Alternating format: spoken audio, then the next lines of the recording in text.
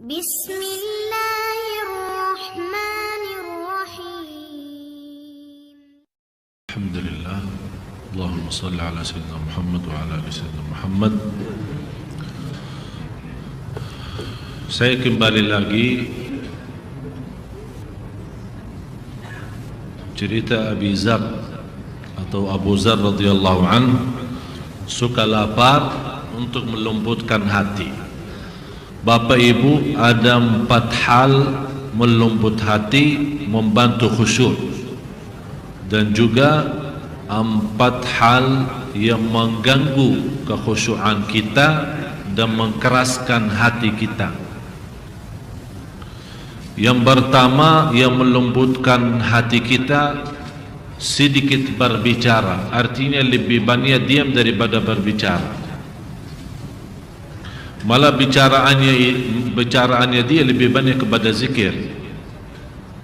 Sebagaimana saya pernah bawakan cerita salah satu orang tabi'in, namanya Ar-Rabi' bin Khuthaim rahimahullah. Kalau saya bilang tabi'in, itu mereka berdumba dengan sahabat, tapi tidak berjumpa dengan Rasulullah SAW.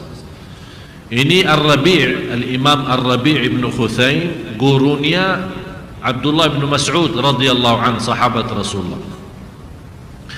Apa sifatnya Imam Rabi' ini? Saking mulia dan luar biasa takwaannya. Kalau kita duduk sama dia 1 tahun, coba bayangkan Bapak Ibu, kita duduk sama dia 1 tahun, dia tidak bakal mulai berbicara. Bapak Ibu terbayang enggak? Kalau kita duduk sama dia 1 tahun, dia tidak bakal mulai berbicara, hanya jawab pertanyaan, apa kabar? Baik. Assalamualaikum. Waalaikumsalam. Itu saja. Menurut saya, kalau ada orang seperti ini, dianggap orang itu tidak normal. Pasti dia lagi sakit jiwa kalau dia lebih banyak diam. Tapi kalau ada orang yang enak ngobrolnya, senang berbicaraannya, kalau sama kawan ini enak, ngobrolnya lama, tidak pernah bosan, padahal isinya dosa. Jadi yang melembutkan hati berbanyak diam dan sedikit berbicara. Malah berbicara kita berhati-hati, tidak berbicara sembarangan. Yang kedua yang melembutkan hati dan membantu khusyuk, tidak banyak bergaul. Bergaulan, apalagi bergaulan yang enggak jelas. Kemarin ada sekelompok, ya saya namakan kelompok ibu-ibu, satu tim, bukan timnas ya, tapi tim ibu-ibu. Mereka Masya Allah aktif. Kalau soal majlis ta'lim, Masya Allah, soal pengajian, Masya Allah. Tapi kalau mereka sudah sendirian di luar, jauh dari suaminya, berjalan-jalan ke pantai atau ke mall atau ke mana, subhanallah, bukan subhanallah, na'udzubillah, sudah bukan hanya bebas, terlalu bebas. Seolah-olah mereka bukan anak kecil. Mereka sudah dewasa, sudah faham. Mereka masing-masing sudah punya suami, punya anak. Malah pernah di antara mereka, tolong Syekh kasih istri Syekh ikut sama kita. Saya bilang enggak, tidak boleh. Macam ibu-ibu begini, tidak boleh. Saya tidak izinkan istri ikut seperti itu. Jadi kadang-kadang kita tidak berhati-hati dengan gaulan kita. Seolah-olah kita ikut majlis ta'lim, ma'murkan majlis ta'lim, soal gaulan itu urusan lain. Lakum dinukum waliyadin. Ini agama, ini dunia. Ustaz, jangan salah, kita tidak ikut campur di sini. Ini urusan gaulan, senang-senang ke mall, rame-rame. Maka kalau dia berketawa di satu restoran, di ujung restoran kedengaran suaranya.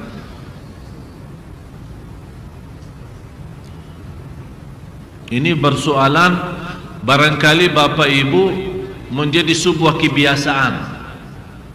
Tapi tambah kita sadar, lama-lama kita sebagai pemimpin di rumah, sebagai suami, lama-lama terhilang rasa cemburu, menjadikan istrinya biasa-biasa saja. Dia gampang bergaul. Malah Rasulullah SAW pernah membawa sebuah ancaman hadis. Ada seorang, ya Rasulullah, bagaimana kalau ada orang sebagai ponakan keluarga, hamu itu ponakan, tapi bukan muhrim kan? Apakah dia boleh masuk dalam rumah kita ya Rasulullah? Karena di dalam rumah kita ada anak kita yang sudah besar, terus dia datang tiba-tiba masuk gaul. Apakah boleh secara bebas? Kata Rasulullah SAW, tidak boleh. Alhamu al-maut, lebih baik masuk kematian daripada bertemu dengan orang yang bukan muhrim. Tapi karena kita sudah terbiasa, malah kita punya anak dibiarkan. Alasannya apa? Oh, ini ponakannya saja, ponakan katanya. Dia gaul bebas, pergi makan sama-sama di restoran sama-sama, malah dijemput antar kemana-mana secara bebas. Dan hal ini yang membuat kita lama-lama tambah sadar susah mengontrol anak kita sendiri. Jadi yang membantu khusyuk dan melembutkan kalbu kita adalah sedikit bergaul. Apalagi bergaul sama orang yang tidak menambah iman kita, malah justru merusak iman kita. Seperti orang begitu kita keluar dari majlis ta'lim, ayo kita jalan. Maaf, saya baru habis pengajian, saya tidak mau ke tempat maksiat. Aduh lah, sudahlah, sebentar aja dong. Astagfirullah. Jadi seolah-olah kemaksiatan itu menjadi sebuah kebiasaan. Akhirnya kita tidak bisa membedakan mana maksiat, mana tidak. Dan ingatlah, keberatan taat, kadang-kadang kalau bertaat kan ada sedikit keberatan kan, agak lemas, tapi kalau kita bermujahadah diri, maksa diri untuk bertaat, kecapian dan keberatan dalam taat itu sebentar, begitu kita dalam proses taat hilang, tapi tetap pahalanya disimpan, diberikan oleh Allah. Tapi lezatnya maksiat, saat kita bermaksiat juga, begitu kita bermaksiat, kehilangan rasa lezat dan syahwat. Malah begitu kita selesai dosa dan maksiat, merasa diri sudah kecil. Begitu selesai maksiat dan dosa. Tapi walaupun kehilangan lezat maksiat kita, tapi dosanya masih tersimpan, masih dicatat oleh Allah. Berhati-hati. Jadi yang pertama membantu khusyuk dan melembutkan hati kita adalah berbanyak diam. Yang kedua adalah sedikit bergaul, atau bergaul sama orang saleh yang kita rasa orang saleh ini akan menambah iman saya, akan menambah ilmu. Yang ketiga, sedikit tidur, apalagi malam hari. Dan sebaik-baik, kata Rasulullah, sebaik-baik salat adalah salat Nabi Daud. Sebaik-baik salat adalah salat Nabi Daud. Bagaimana salat Nabi Daud? Habis Isya dia tidur separuh malam. Misal kalau malam hari 8 jam kurang lebih, ya kita hitungkan 8 jam, dia tidur 4 jam, kemudian bangun salat malam 2 jam, kemudian tidur lagi 2 jam yang tersisa. Begitu cara salat Nabi Daud. Dan sebaik-baik puasa Nabi Daud, Bapak Ibu sudah ngerti puasa Nabi Daud. Misal puasa Sabtu, hari Minggu tidak, puasa hari Senin dan seterusnya. Jadi sedikit tidur, yang terakhir adalah sedikit makan. Bapak Ibu sakit kadang-kadang, sakit enak, saya aja salah kadang-kadang, apalagi kalau saat kita enak makan, ya, apalagi ibu-ibu yang suka kirimkan ke saya makanan Padang dan mereka tahu kesukaan saya dan itu ujian dari Allah. Jadi mohon maaf lagi sekali lagi, jangan kirimin makan lagi, ya.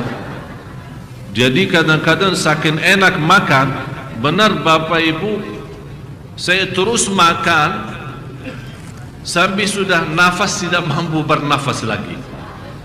Saking enaknya. Kalau memang saya punya dua perut, boleh saya isi dua-duanya.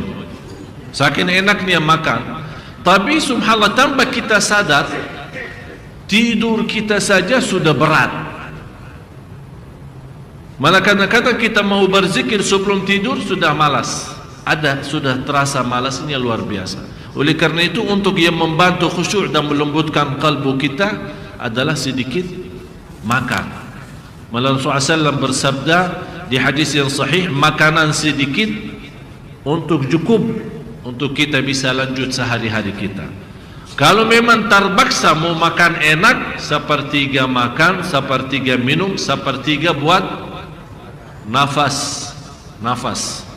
Jangan makan sampai sesak nafas, ya.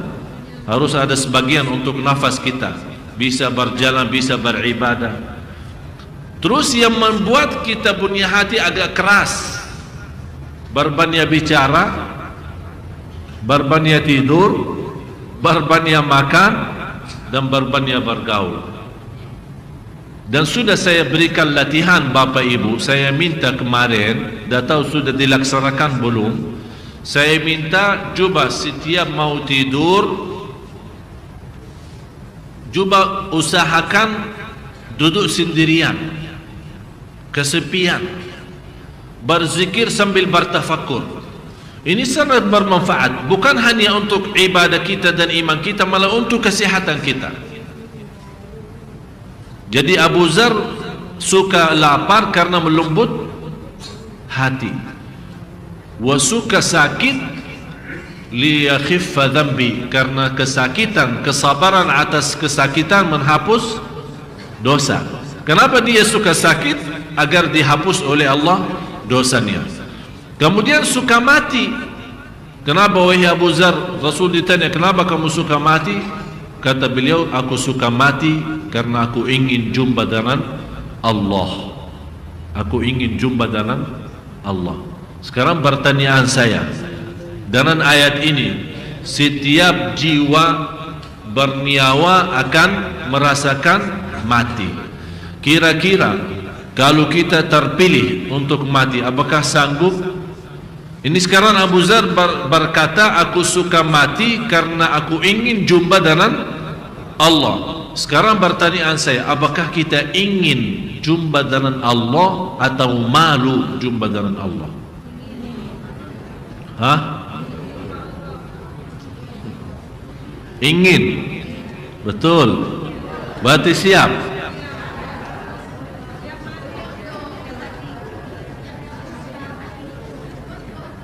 Maksud saya, kalau kita ingin, bukan inginan yang semacam bahasa Indonesia, ya. Kalau kita bilang ingin jumpa dengan Allah, berarti kita standby mati. InsyaAllah lagi, ya. Maksudnya siap mati, apa arti siap mati? Kadang-kadang orang salah jawab. Kalau bilang kita siap mati, siap. Memang dia yakin akan mati. Mau tidak mau, siap tidak siap, pasti akan mati. Maksudnya siap mati, berlaku kita, membuat kita tidak malu. Kapan saja datang kematian, alhamdulillah, saya jauh dari dosa dan maksiat, dan Allah Maha tahu apa berlaku saya. Ada satu cerita orang salih, ada yang bilang Imam Ja'far, ada yang bilang orang salih lain. Bagaimana kehidupan, respon atau kebiasaan hidupnya di dunia? Kenapa bisa bangga dan hidup di dunia? Dia bilang karena 4 hal. Karena ada 4. Tadi saya sudah memberikan 4 hal yang membantu khusyuk dan melembutkan kalbu kan, dan juga 4 hal yang merusakkan khusyuk dan memberatkan kalbu kita atau mengkasarkan kalbu kita. Ini sekarang ada 4 hal yang membuat kita hidup enak di dunia. Artinya kalau ada namanya sebagaimana kata ulama, ada surga Allah di dunia. Barang siapa yang masuk surga Allah di dunia, pasti masuk surga Allah di akhirat. Hal yang pertama, aku yakin usaha saya tidak bisa dibuat oleh orang lain. Oleh karena itu aku berusaha keras. Faham Bapak Ibu? Usaha saya, berlaku saya, perbuatan saya, amalan saya tidak mungkin dibuat oleh orang lain. Oleh karena itu aku berusaha keras. Misal, cari nafkah. Kira-kira bisa kita wakili orang cari nafkah kita?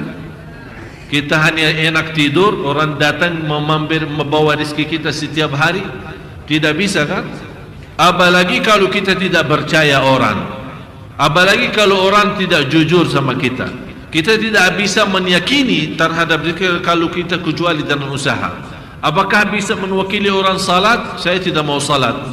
Bapak tolong salati, ganti saya. Bisa enggak? Berarti kita yakin perbuatan kita tidak boleh atau tidak bisa dibuat oleh orang lain. Berarti kita bekerja keras, berusaha keras. Ini yang pertama. Yang kedua, aku yakin rezeki aku yang ditentukan oleh Allah tidak bisa diambil oleh orang lain. Ini yang membuat kita tenang, membuat kita tenang. Yang ketiga, aku tahu dan yakin Allah Maha tahu semua berlaku saya. Aku yakin dan tahu Allah Maha tahu terhadap semua berlaku saya. Sejarah lahir, batin, sembunyi, terang-terangan Allah Maha tahu. Ini yang membuat kita malu. Membuat kita malu. Jumpa Bapak Ibu, terus terang saja, kalau kita sebagai manusia, kalau ada seorang manusia tahu segala keburukan kita, gimana perasaannya? Malu enggak? Apalagi kalau kita punya masalah di rumah tangga kita, kemudian ada orang lain tahu. Begitu kita ketemu, dia malah dia yang kasih tahu. Pasti malu kan? Ini sama manusia aja sudah malu, apalagi sama Allah. Tak mungkin manusia bisa tahu terang-terangannya, jelas-jelasannya, tapi yang diam-diam, sembunyi-sembunyi bisikan kalbu kita yang ada dalam fikiran kita, dan hal-hal waktu kita kecil, waktu kita di sini, waktu kita di kampung, waktu kita di rumah, waktu di luar rumah, Allah segala sesuatu Allah Maha tahu. Ini membuat kita malu. Mudah-mudahan dalam perasaan malu kita terhadap Allah menyempurnakan iman kita. Karena Rasulullah bersabda, al-haya'u minal iman. Malu itu adalah sebagian dari iman. Tapi malu bagaimana malu? Sekarang Bapak Ibu katanya orang, sekarang saya bertanya, Bapak Ibu malu enggak sama Allah? Semua jawab malu, tapi masih berlaku dosa maksiat. Maksudnya malu bukan kita malu Allah melihat kita berdosa dan maksiat, atau atas dosa dan maksiat yang kita lakukan masa lalu. Maksudnya malu, kita berusaha mewujudkan sebuah malu yang membuat kita tidak berbuat dosa dan maksiat. Sepertinya contoh, apakah ada orang berani naik mimbar atau duduk di kursi ini dan mulai ceramah menceritakan aibnya dan dosanya sejak kecil sampai sekarang? Enggak kan? Siapa yang berani? Malu kan? Berarti kita malu ditahu sama orang, berarti kita berusaha tutupi. Ini malu yang saya harap diwujudkan di hadapan Allah. Kalau memang kita punya sebuah keburukan, kita segera bertaubat dan kita berusaha menutupi diri agar tidak berbuat dosa dan maksiat lagi. Inilah namanya malu yang betul-betul membawa kita sempurna iman. Terus yang keempat, aku yakin akan mati dan aku selalu bersiap diri. Ini yang membuat kita hidup nikmat di dunia. Saya ulang lagi. Yang pertama apa? Usaha perbuatan saya tidak mungkin dibuat oleh orang lain. Oleh karena itu saya bekerja keras. Soal dunia maupun soal akhirat. Yang kedua, aku yakini rizki yang ditentukan oleh Allah tidak akan mungkin diambil oleh orang lain. Ini yang membuat saya tenang. Segala berlaku saya, aku yakin Allah Maha tahu segalanya. Aku malu, dan malu itu mudah-mudahan membawa kita sempurna iman. Yang terakhir adalah aku yakin akan mati dan saya berusaha dan sibuk bersiap-siap untuk menghadapi kematian. Apa itu kabar gembira? Bagi kita kalau ada kabar gembira di dunia membuat kita bangga dan senang, betul? Suami istri yang sudah lama nikah belum punya anak, Allah subhanahu wa ta'ala mengkaruniai mereka anak, tiba-tiba istrinya hamil. Bagaimana berita bagi dia? Luar biasa. Ada orang yang sudah lama menikah dan istrinya hamil. Begitu dia bangga terhadap kehamilan istrinya, terus tiba-tiba melahirkan anak dalam keadaan cacat. Kira-kira ini sekarang ada dua berita. Bangga karena hamil, terus tidak lama lagi sedih karena anaknya lagi cacat. Berarti sebenarnya menurut saya segala kebaikan, segala berita baik, pasti ada berita yang menghanguskan, yang mengganggu berita baik itu. Dan sebaliknya, kalau ada berita buruk, pasti ada satu saat akan Allah dengan berita baik yang akan datang menghanguskan dan mengangkat berita buruk. Berarti berita yang sebenarnya baik adalah ayat ini. Sebagaimana firman Allah di selanjutnya, pada hari kiamat. Mana ibu yang baca tadi? Hah?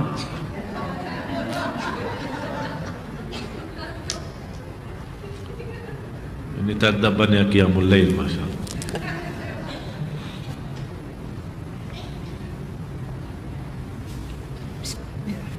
Bismillahirrahmanirrahim.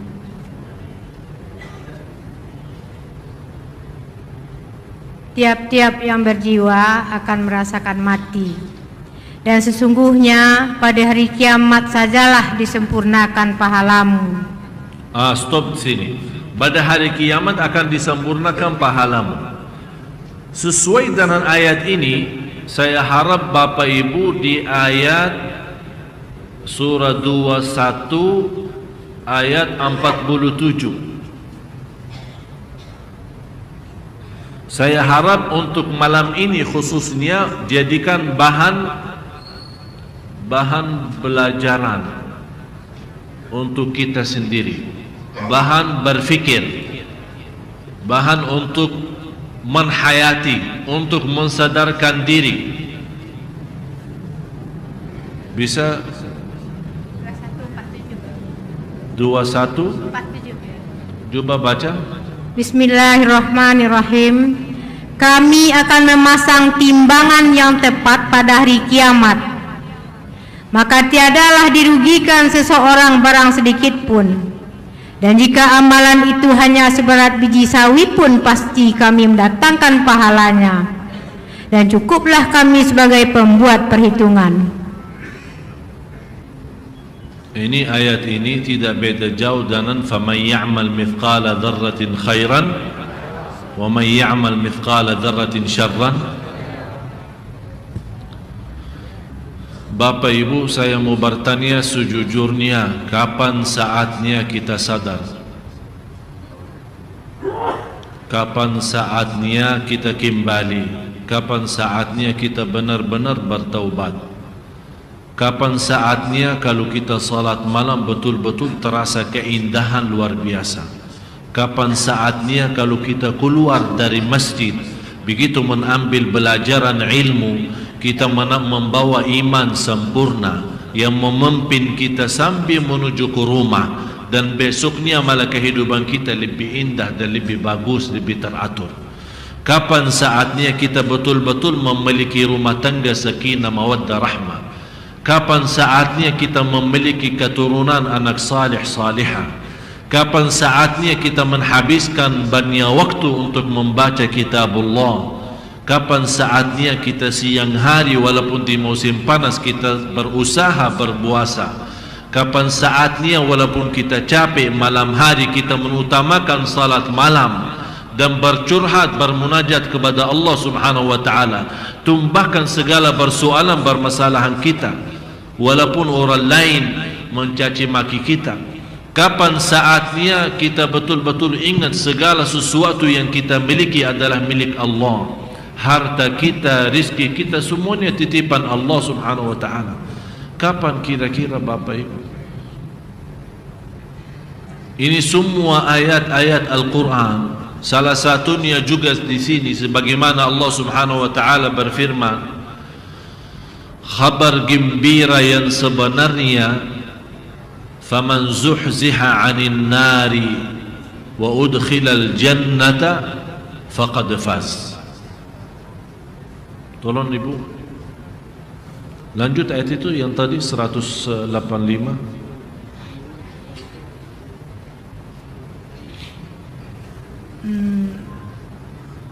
Barang siapa dijauhkan dari neraka dan dimasukkan ke dalam surga, maka sungguh ia telah beruntung. Kehidupan dunia itu tidak lain hanyalah kesenangan yang memperdayakan. Ya ghafilan 'anil 'amal wa gharrahu tulul amal, al-maut ya'ti baghtatan wal qabru sunduqul amal.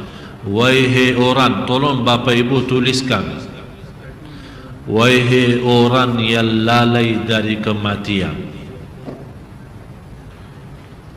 wahai orang, wahai diriku yang lalai, boleh istilahnya, wahai diriku yang lalai dari kematian, wahai diriku yang lalai dari amal salih.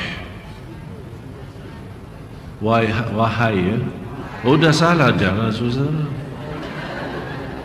Maklumlah Ustaz impor.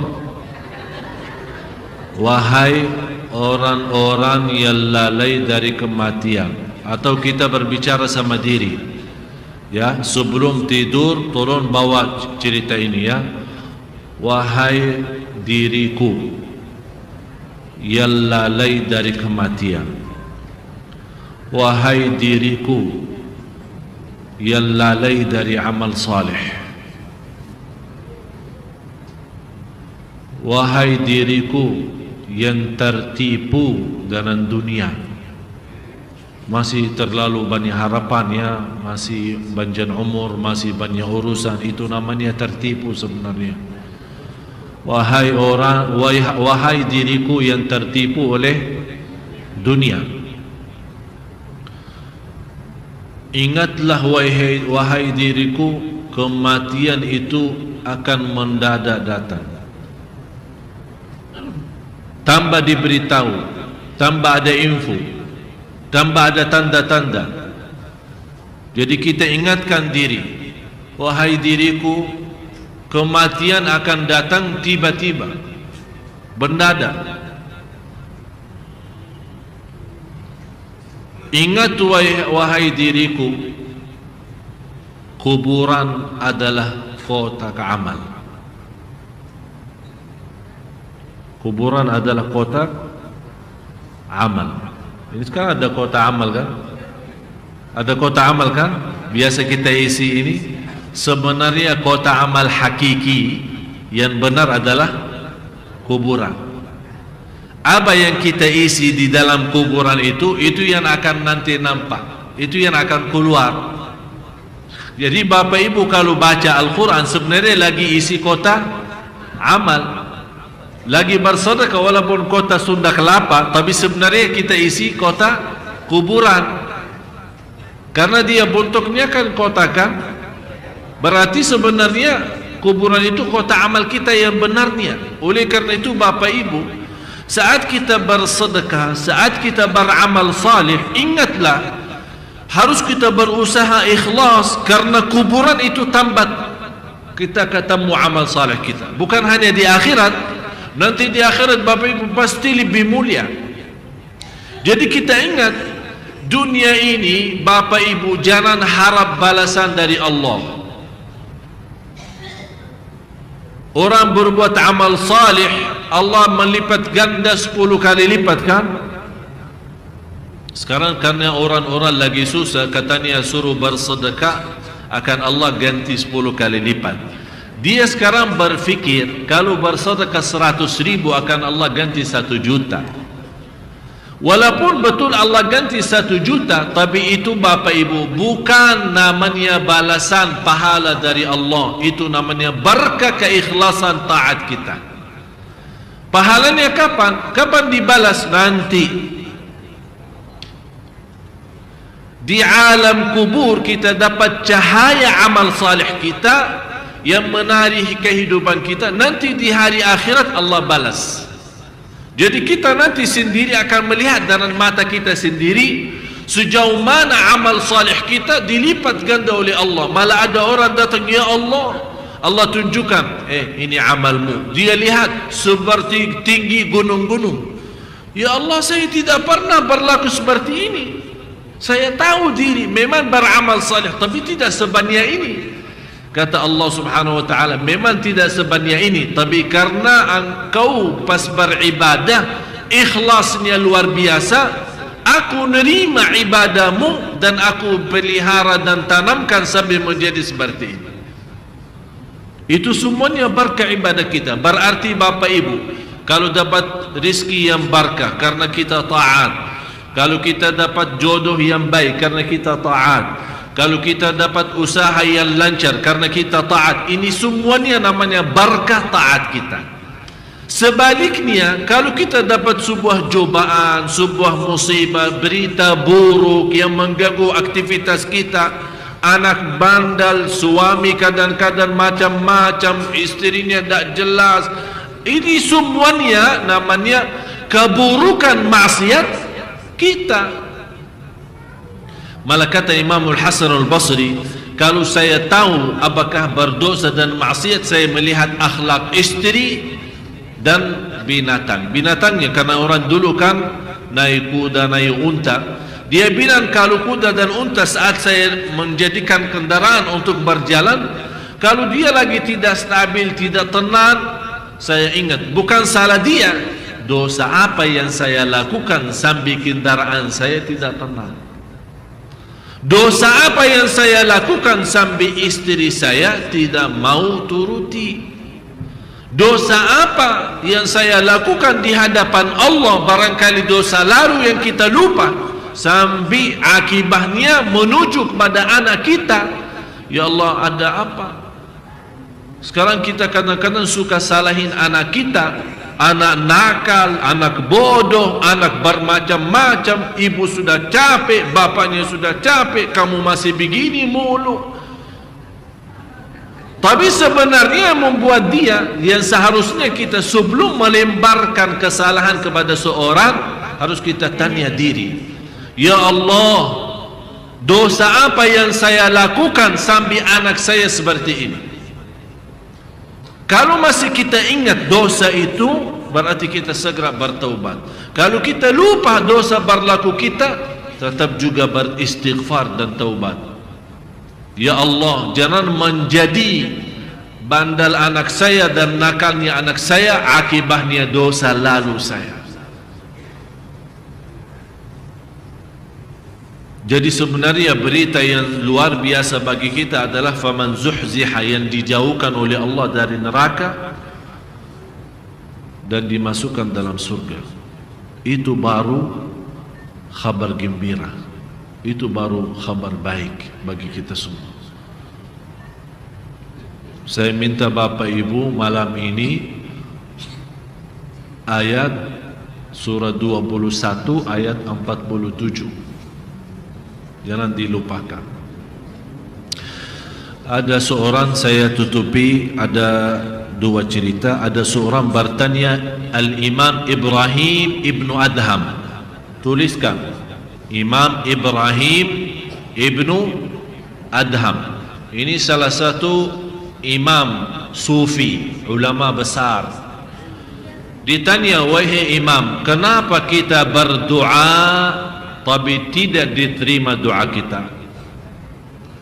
Kenapa kita berdoa tapi kita rasa Allah belum ijabah? Kenapa kita berdoa tapi kita selalu merasa Allah belum kabulkan? Beliau menjawab, jangan lupa namanya Al-Imam Ibrahim Ibnu Adham. Ibnu Adham, salah satu ulama sufi. Dia menjawab, li'annakum araftumullaha falam tuti'uh, karena kita tahu Allah sebagai Tuhan kita tapi kita tidak benar-benar bertaat.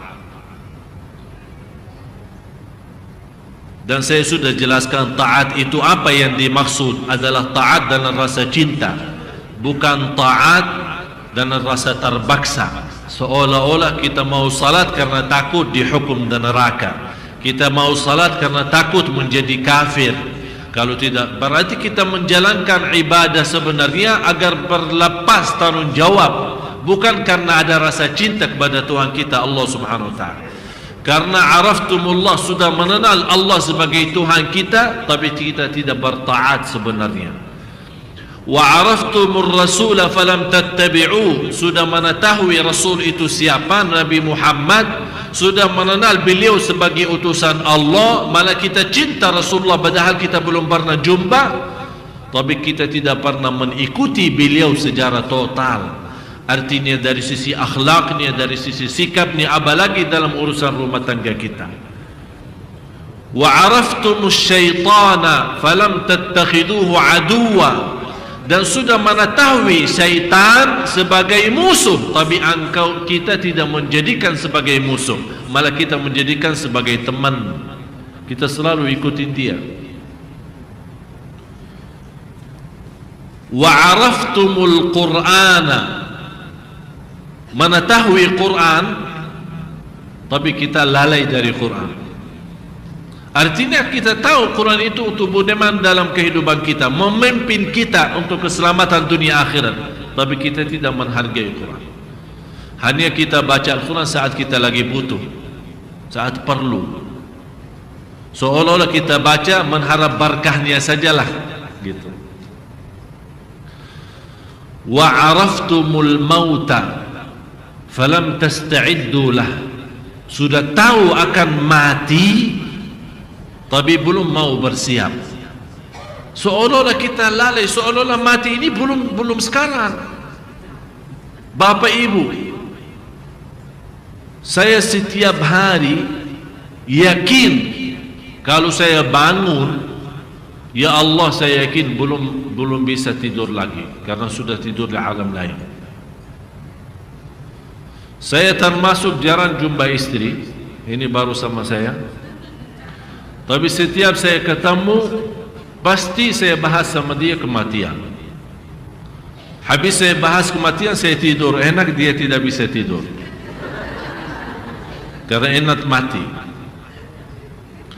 Sampai saya melihat, kasihan dia, rasa sudah tidak enak. Dia bilang sudah jarang ketemu, begitu ketemu malah ingat mati mulu. Memang sebenarnya ini sebuah, kalau kita ingat mati terus, sungguh Bapak Ibu, kita tidak enak, tidak bisa nikmat hidup. Oleh karena itu rahmat dari Allah membuat kita kadang-kadang lupa mati, agak sedikit lupa agar bisa beraktivitas. Tapi kalau 24 jam ingat mati, mana bisa nikmat enak, mana bisa nikmat makan, mana bisa beraktivitas. Setiap kemana-mana mati. Berat. Terus wa'araftumul jannah falam tatlubuha, sudah tahu surga tapi kita tidak mengharapkan sebenarnya surga itu. Dan wa'araftumun nar, sudah tahu neraka jahannam tapi kita tidak ada rasa takut. Ini yang membuat doa kita ditolak. Sudah dikasih tahu habis waktu, tapi saya bilang satu cerita lah, satu cerita. Tidak apa-apa kita langgar aturan sunnah kelapa. Lanjut ya, lanjutkan.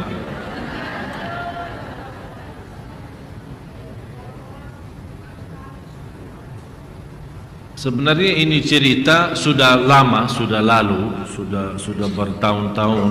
Ini cerita terjadi di Arab. Ada seorang wanita pas di hari pernikahannya. Biasa kalau di Arab acara pernikahan beda sama akad nikah. Kalau di sini akad nikah misal pagi, pestanya malam kan? Kalau di sana enggak. Kalau akad nikah bisa 1 tahun sebelum pesta. Kenapa? Karena di sana tidak ada namanya pacaran. Dan saya sarankan kepada banyak jamaah, salah satu cara untuk kita mengatasi masalah kita seperti masalah pacaran termasuk dosa besar, saya bilang kenapa tidak disisihkan seperti di Arab. Mereka akad sudah sah suami istri, tapi tidak boleh sendirian berdua, harus ada muhrim, ibunya atau siapa. Tapi sudah mereka boleh salaman karena sebagai ini, boleh duduk di misal di rumah orang tua yang perempuan, duduk di rumah ngobrol-ngobrol sambil malam karena sudah namanya suami istri. Tapi tidak boleh sendirian karena belum memenuhi masalah syarat untuk buat pesta, memberitahu banyak orang. Jadi selama dalam 1 tahun ini mereka sebenarnya saling mengenal.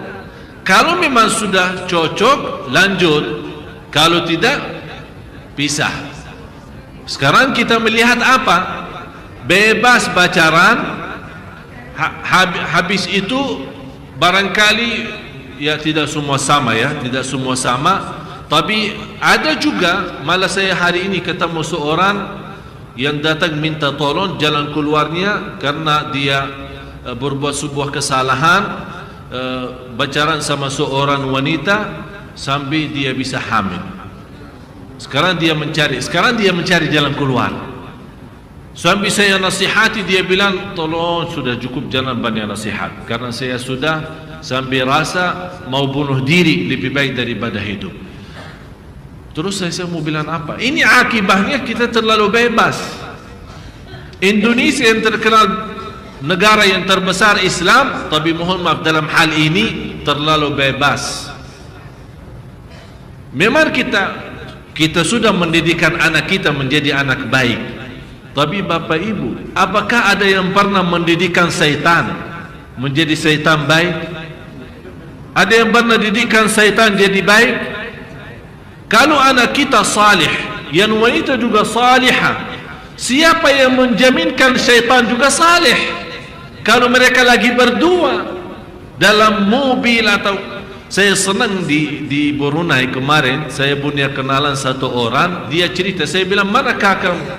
Dia bilang kakak saya ditangkap polisi karena bertemuan di satu mobil, mereka dan orang itu dan seorang wanita bukan muhrim, ditangkap masuk penjara 6 bulan. Ini di Brunei, bukan di Arab Saudi, bukan Makkah Madinah, di Brunei dekat sini. 6 bulan masuk karena berduduk di satu mobil dengan wanita bukan muhrim. Berarti Indonesia tidak akan mampu menyelesaikan masalah ini kalau tidak ada aturan atau undang-undang yang menyelesaikan masalah ini. Jadi ada wanita, maaf saya keluar dari cerita ini, tapi yang membuat tertarik cerita ini wanita salihah. Pas acara pernikahan, malam hari habis maghrib dia sudah disiapin sama ibunya, sama adik-adiknya yang perempuan siapin. Ya biasa kalau wanita mau nikah kan perhiasannya luar biasa ya. Sampai kita tak tahu ini wanita yang asli atau yang palsu. Saking banyak make upnya, banyak hiasannya. Tapi subhanallah wanita ini begitu sudah selesai persiapan, dia dengar azan Isya. Dia minta sama ibunya, Bu, saya mau salat Isya dulu. Terus kata ibunya, ya silahkan. Tapi sepertinya wudhu saya maghrib tadi sudah batal, saya mau wudhu. Jangan. Nanti kalau wudhu rusak semua. Kan make-upnya kan banyak kan, apalagi sudah capek dari mungkin maghrib atau jam berapalah. Kata ibunya jangan. Anaknya tetap mau wudhu dan salat Isya. Kata ibunya begini, kan saya ibumu kan, dan kata Allah bertaatlah kepada ibumu, jangan macam-macam. Ini tamu-tamu sudah nunggu lama di bawah, tidak perlu, jangan salat, jangan wudhu dan jangan salat.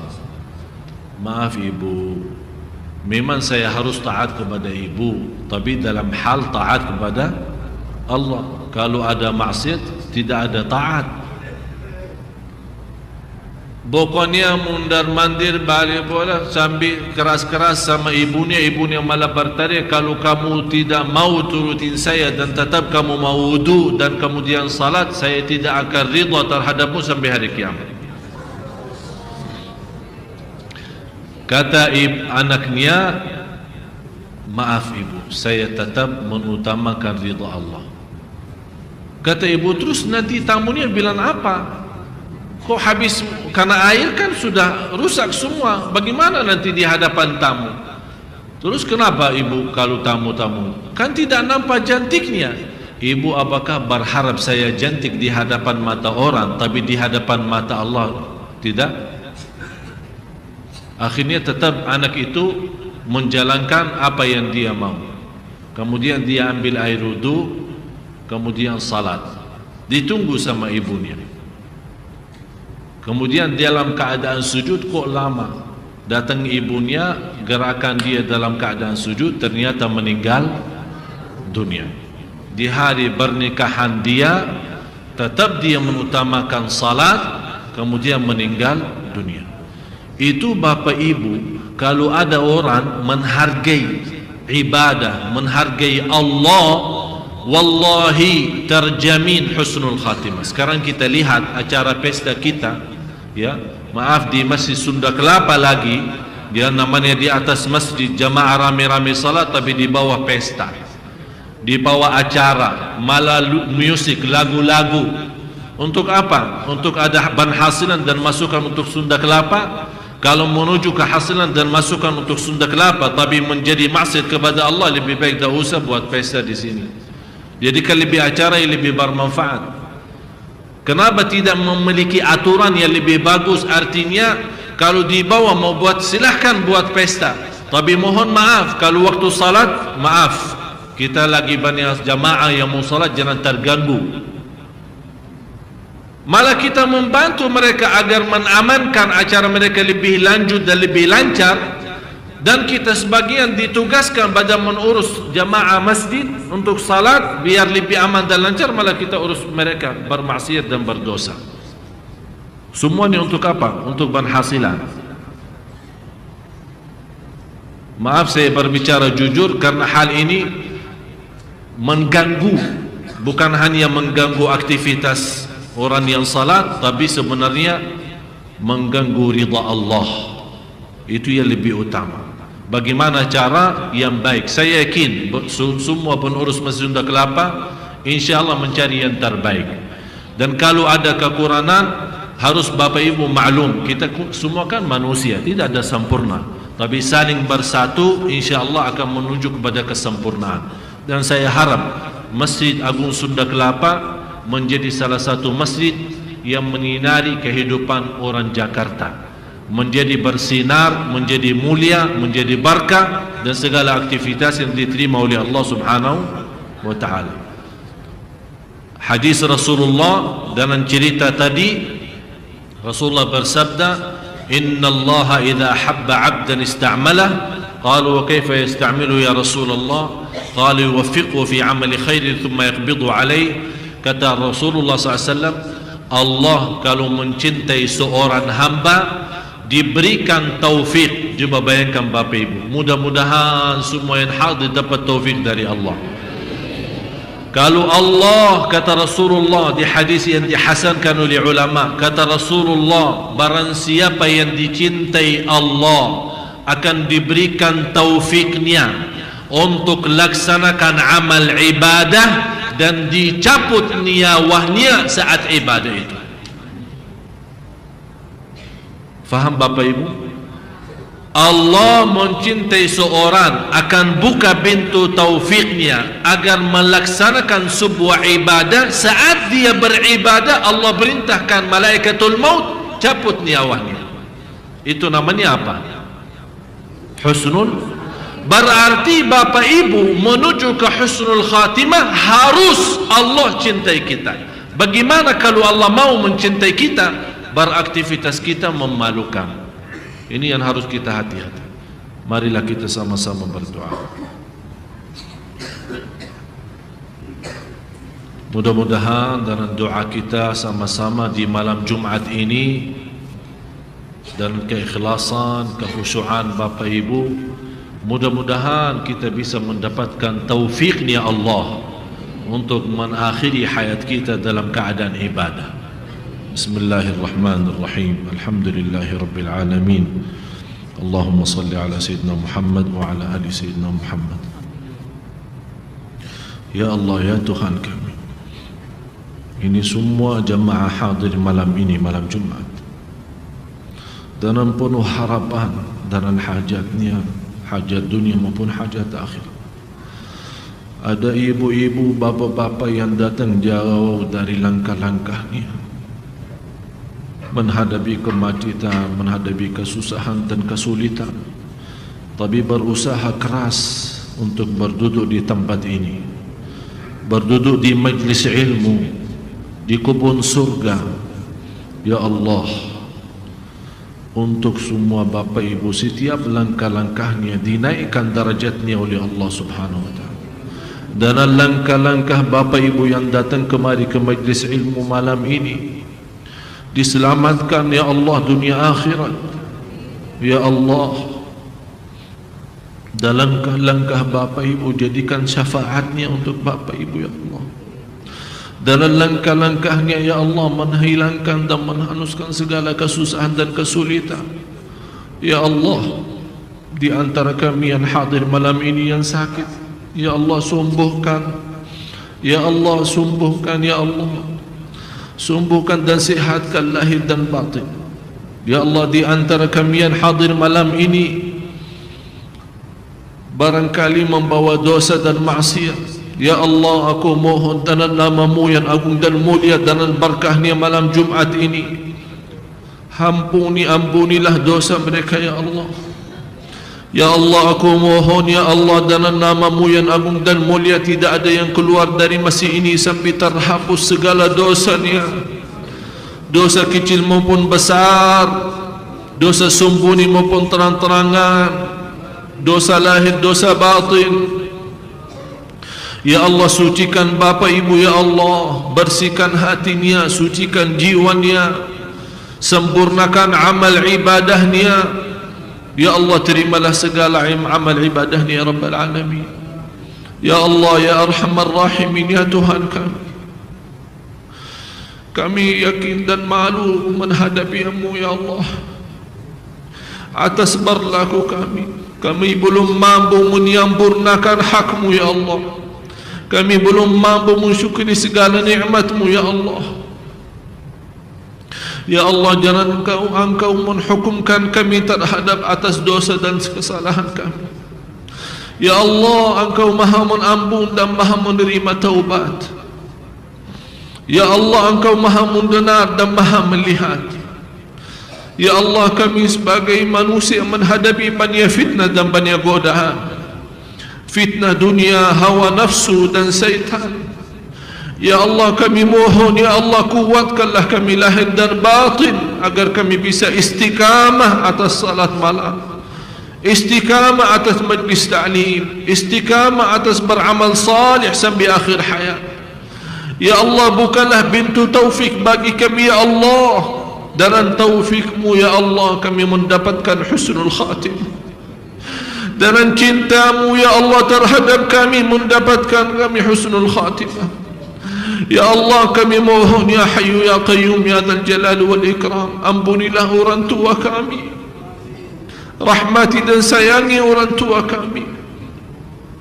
Ampunilah keluarga kami ya Allah. Berilah kepada kami semua rumah tangga sakinah, mawaddah, rahmah, keturunan anak salih-salih.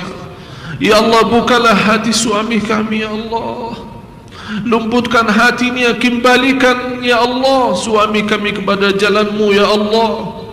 Kembalikanlah suami kami ya Allah dalam ibadah kepada-Mu ya Allah. Kembalikanlah suami kami ya Allah untuk tetap beristiqamah dan bertakwa ya Allah. Ya Allah, hidayahkan istri-istri kami ya Allah. Jadikan istri kami mulia lahir dan batin agar menjadi istri salihah yang membawa keluarga dan suaminya selamat bahagia dunia akhirat ya Rabbal Alamin. Ya Allah, Ya Arhamar Rahimin, walaupun kami belum pantas diterima doanya, walaupun kami belum pantas dilihat hajatnya karena masih berlaku maksiat dan dosa, tapi ya Allah, kami tidak memiliki Tuhan selain Engkau ya Allah. Kami tidak punya Allah selain Engkau ya Allah. Ya Allah, aku mohon muliakan air mata Bapa Ibu di malam ini ya Allah, menjadikan air mata yang menyelamatkan dari neraka Jahannam. Karena Rasul-Mu sallallahu alaihi wasallam bersabda, barang siapa yang menangis karena takut kepada Allah dan menangis karena Allah, diharamkan masuk neraka. Ya Allah, setiap tetes air mata ya Allah dari mata Bapa Ibu di malam ini membawa kami selamat dunia akhirat, diharamkan dan dijauhkan oleh Allah dari neraka Jahannam. Ya Arhamar Rahim, rahmatilah kami ya Allah. Kami sangat membutuhkan rahmat-Mu. Engkau Maha Kasih Sayang ya Allah. Kami menghadapi banyak masalah ya Allah. Masalah dalam rumah tangga, masalah sama suami, masalah sama istri, masalah sama anak, masalah dalam urusan rezeki. Ya Allah, rahmatilah kami. Dengan rahmat-Mu ya Allah kami mampu mengatasi segala masalah kami ya Allah. Karena rahmat-Mu seluas bumi dan langit ya Allah. Ya Arhamar Rahimin, Ya Arhamar Rahimin,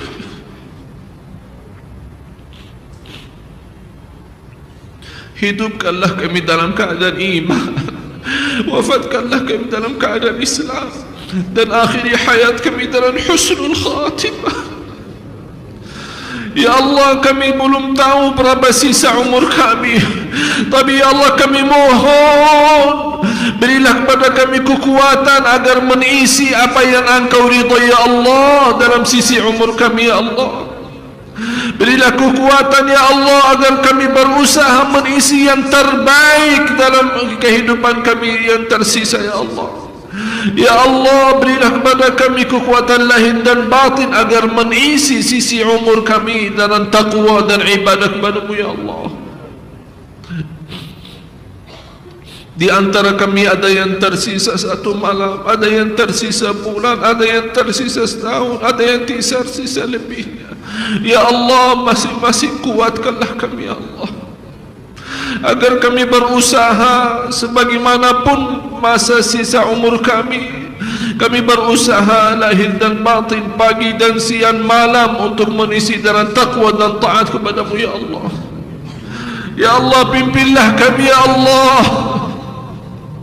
karena selama ini kami sangat memerlukan pimpinanmu ya Allah, karena selama ini belum ada yang mampu memimpin kami ya Allah selain Engkau ya Allah.